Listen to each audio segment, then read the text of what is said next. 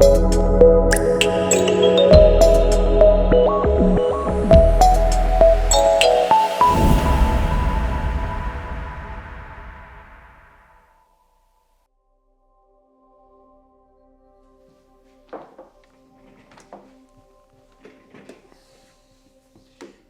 días, Diego. ¿Qué tal, Aníbal? Otra vez estamos aquí. Aquí estamos en nuestro tercer capítulo de inteligencia creativa, esta vez dedicado a la abogacía, al sector de la abogacía, y vamos a ver qué podemos aprender de cómo se usa la creatividad en dicho sector. Sí, además para hablarnos sobre ello tenemos hoy a un magnífico abogado, mejor persona, que es José Luis Holanda, del despacho Holanda Abogados, que tiene aquí 2 sedes en Santander y Torrelavega, y con el que vamos a poder conversar ya mismo. José, buenos días, ¿cómo estás? Hola, buenos días, Aníbal, Diego. Buenos días. Encantados y un placer tenerte aquí en nuestra tercera edición del podcast Inteligencia Creativa, con el que desde Planilandia queremos poner en valor la creatividad, ¿vale? Y para hablar de creatividad te tenemos hoy aquí, ¿eh? Pues nada, estupendo. Un placer que hayáis contado conmigo para este magnífico y novedoso proyecto. He visto los dos podcasts anteriores y la verdad es que está interesante, ¿eh? Está interesante, es un buen nicho de comunicación de la creatividad. Pues seguro que sí, porque una de las cosas que nos gustaría ver, y yo creo que hoy quizá en entornos donde la creatividad aparentemente no tiene tanto protagonismo, pero yo creo que sí, ¿no, Diego? Yo creo que sí.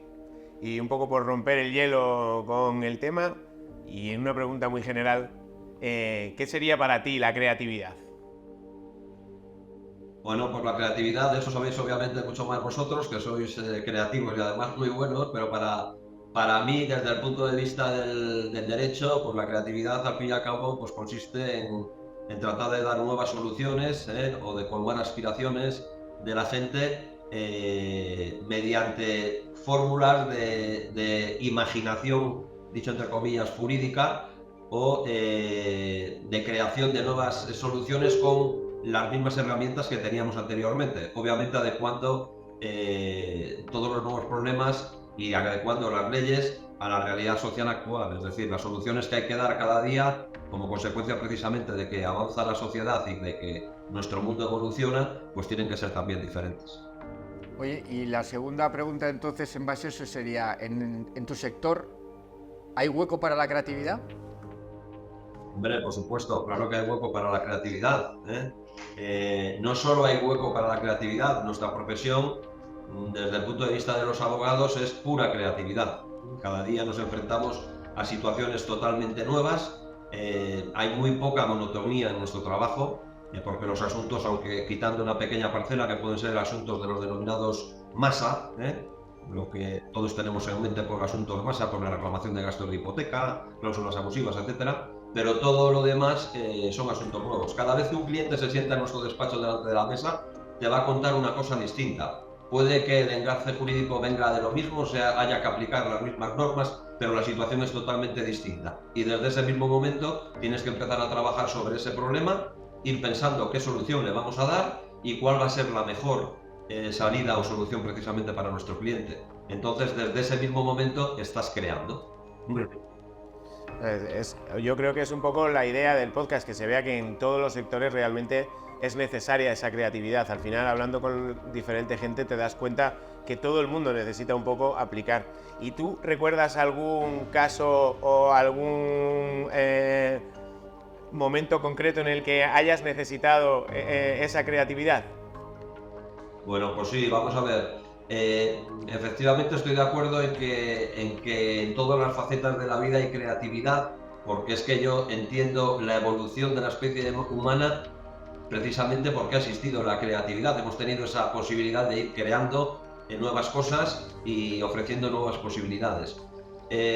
Supuestos concretos y prácticos, hay miles de anécdotas, ¿no? Pero por ir a casos efectivamente creativos, pues ahora mismo, por ejemplo, estamos viendo uno de ellos. En todos los medios de comunicación estáis viendo ahora que se está hablando, por ejemplo, de la ley de amnistía, que creo que es uno de los casos evidentes de creatividad. Con las mismas normas, misma constitución, desde el año 1978, se están aplicando ahora unas situaciones legales totalmente distintas o por lo menos novedosas, que no existían hasta ahora, no habían existido. Por lo tanto, alguien desde el punto de vista de la legislación, del Poder Legislativo, ha tenido que crear, ha tenido que ser imaginativo para tratar de hacer encajar una situación con la normativa legal, con independencia de que luego esté correctamente hecho o no. Por eso quiero decir que esos son supuestos en los que todos los días estamos viendo que hay creatividad en el mundo del derecho. Luego, por contaros alguna anécdota, pues el abogado tiene que dar soluciones a los problemas del cliente de la mejor forma posible. Hay que ser muy creativo.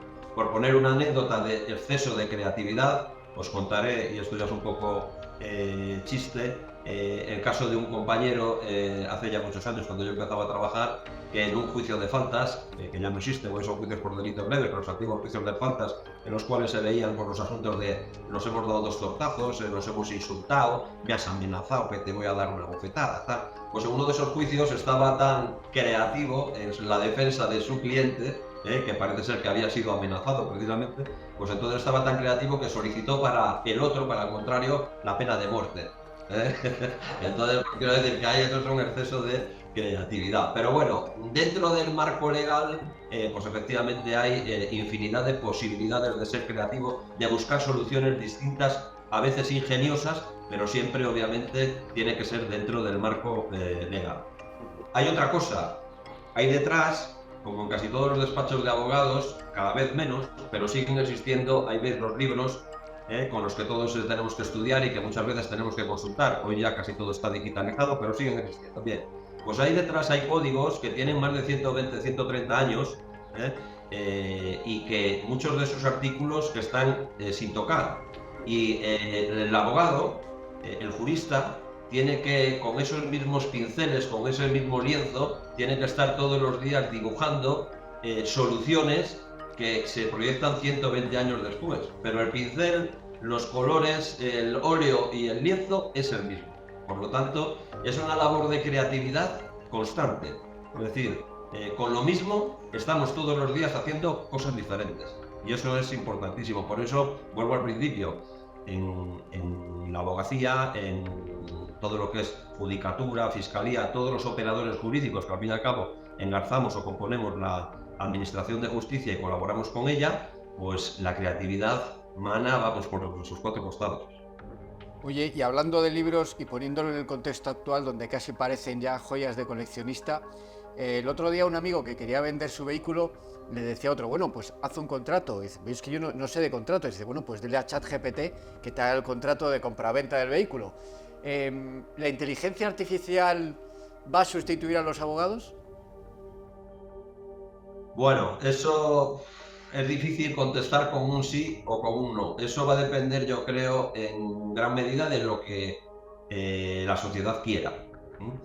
Hoy por hoy, tengo que adelantar que soy un neófito y un ignorante respecto de la inteligencia artificial, conozco muy poquito, pero creo que hoy por hoy, y por los pocos productos de inteligencia artificial que he tenido oportunidad de examinar y de conocer, va a ser muy difícil hoy por hoy que la inteligencia artificial suprima la figura de un abogado, la figura de un juez, la figura de un fiscal, etc. Me parece muy difícil.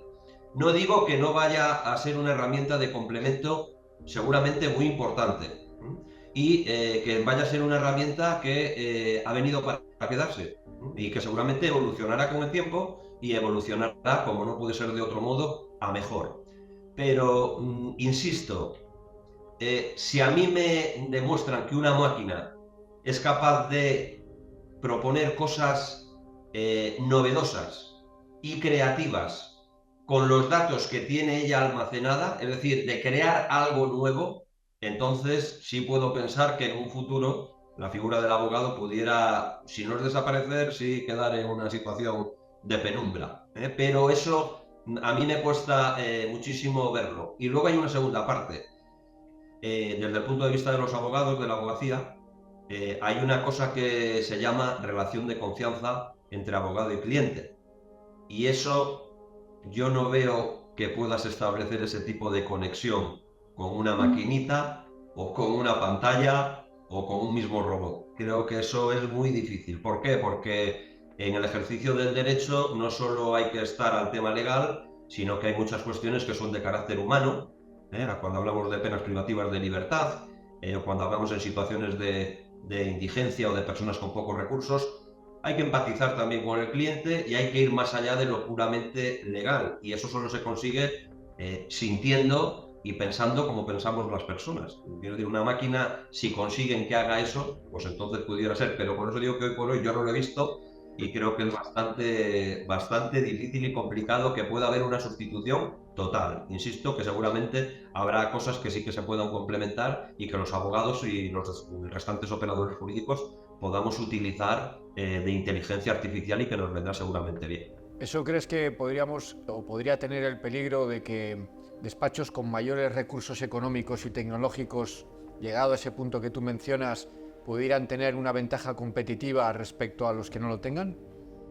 Correcto, yo creo que sí. Eso de hecho ya está ocurriendo ahora con otros productos que no son de inteligencia artificial, pero efectivamente sí. Sobre todo, vamos a ver, el mundo de la abogacía ha dado un cambio brutal y se está dividiendo en grandes despachos y luego los despachos más o menos unipersonales o de hasta un número de 10, 15 personas que se pueden entender como pequeños despachos.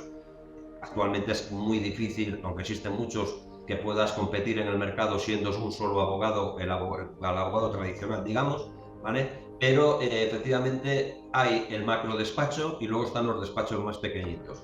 ¿Qué ocurre? Que el macro despacho tiene más posibilidades y todo lo que se refiere a multinacionales, aseguradoras, concesionarios de vehículos, grandes cadenas de supermercados, etcétera, etcétera, colman ese tipo de mercado. Pero en muchas ocasiones lo que llevan a cabo son trabajos de los denominados que os hablaba antes, plitos masa. Hay despachos de abogados que se dedican única y exclusivamente a defender, por ejemplo, barcos, o se dedican a defender a los clientes de barcos.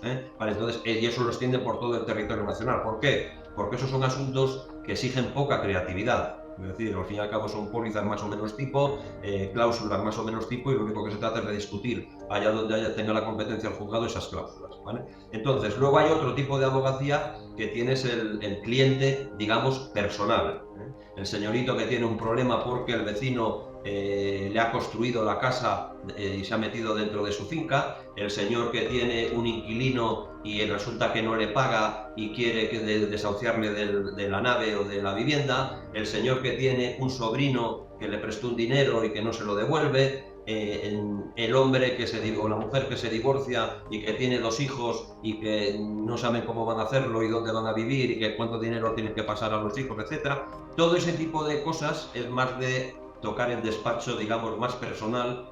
Hay gente que lo denomina despacho más tipo boutique, por adoptar un término de moda, como que tienes un trato más personalizado y que no estás, porque yo, por ejemplo, en todos estos tipos de asuntos donde los grandes despachos han desembarcado, pues hay personas que han tenido un procedimiento judicial que quizás ha durado 2 años y nunca ha conocido al abogado.